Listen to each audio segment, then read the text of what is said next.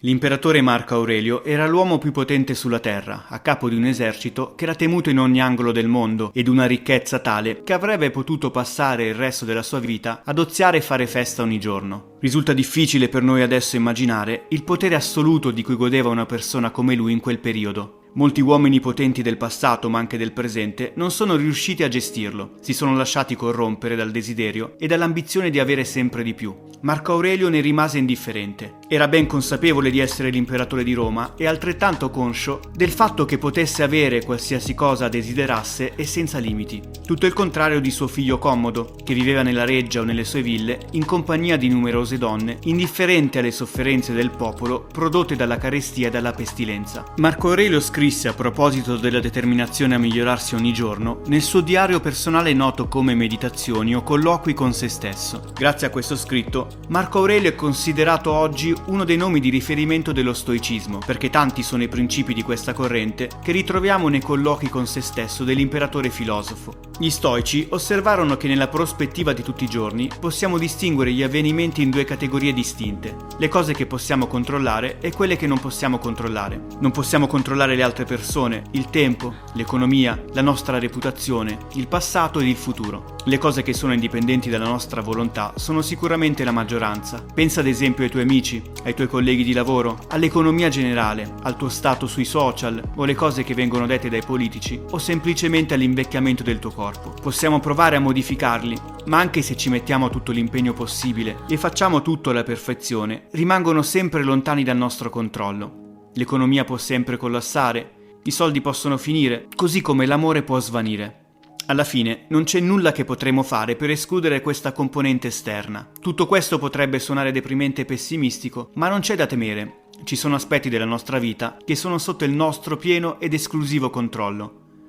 Secondo Epitteto, il filosofo schiavo, le uniche cose sulle quali abbiamo appieno il nostro controllo sono le nostre credenze, ma spesso cerchiamo di esercitare il controllo su fattori esterni per poi sentirci insicuri o arrabbiati di fronte al fallimento, oppure ci rifiutiamo di prenderci la responsabilità per i nostri pensieri e le nostre credenze, utilizzando il mondo esterno come un alibi. Concentrarsi su ciò che possiamo controllare è il metodo più potente per affermare la nostra individualità in ogni situazione. Secondo il filosofo, dobbiamo soffermarci sulle cose sotto il nostro controllo e ignorare le cose al di fuori della nostra disponibilità. L'etica stoica pone anche un forte risalto all'importanza di vivere una vita in armonia con la natura riferita come totalità di quello che ci circonda e del nostro ruolo come esseri umani. Letteralmente significa vivere in modo da sentirsi a casa propria, vivere riconciliati con se stessi. Lo stoico quindi non deve permettere alle passioni di scomporre e turbare la sua vita. Ogni passione è turbamento dell'anima. La felicità consiste nell'apatia. In opposizione però a quello che si potrebbe pensare, gli stoici non sono senza emozioni. Le vivono come una caratteristica umana che può essere influenzata dalla ragione. È la posizione che prendiamo nei confronti di quell'emozione la componente più importante. Questo modo di pensare può risultare terapeutico se ci aiuta a renderci più coscienti delle nostre emozioni, a vederle come delle sensazioni che vanno e vengono come delle onde nell'oceano. Gli stoici erano convinti dell'importanza nel controllare le nostre aspettative e desideri, perché spesso sono la principale causa di frustrazioni, delusioni e lamentele. Se nutriamo aspettative non realistiche e queste non vengono soddisfatte, ci sentiremo abbattuti e tenderemo a cercare un colpevole. Per evitare ciò, gli stoici proponevano una sorta di visualizzazione negativa che ci aiuti a prepararci per i contrattempi della vita. Dovremmo amare tutti i nostri cari, ma tenendo sempre presente che non abbiamo alcuna garanzia di tenerli per sempre con noi. Inoltre, non abbiamo nemmeno la garanzia che li terremo con noi a lungo, scrisse Seneca. Marco Aurelio raccomandava un esercizio quotidiano di visualizzazione negativa.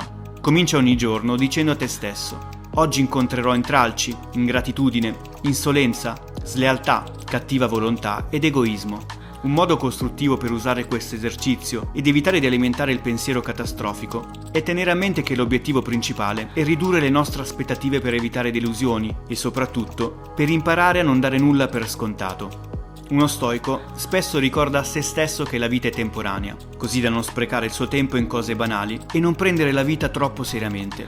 Un esercizio stoico con cui dovremmo confrontarci è chiamato lo sguardo dall'alto. Questo esercizio consiste nell'osservare le cose con distacco, a distanza ed obiettivamente, ed è utile per ampliare la nostra immaginazione, incoraggiando una distaccata accettazione degli eventi. Un allenamento che serve a ingrandire la nostra coscienza, mentre diminuisce l'importanza percepita relativa agli eventi esterni. Lo sguardo dall'alto può aiutarci a cambiare il nostro giudizio riguardo ai lussi, al potere, ai confini e alle preoccupazioni di tutti i giorni, ricollocandoli nell'immensità del cosmo e nella vastità dell'esperienza umana. Marco Aurelio scriveva così: e ricordati inoltre che ognuno di noi vive solo questo breve istante che è il presente, il resto è già vita passata o incerto avvenire. Breve è quindi il tempo che ognuno di noi vive, breve l'angolino della terra dove si vive. L'indifferenza è potere. Gli stoici ne erano profondamente convinti. La vita è breve e per questo è importante usare le nostre energie per cose essenziali ed importanti, lasciando stare le cose inutili. Specialmente nell'era attuale, lo stoicismo può essere uno strumento di valore per dare alle nostre vite una guida, in modo da non affogare in un mondo di stimoli e distrazioni. Grazie per la visione.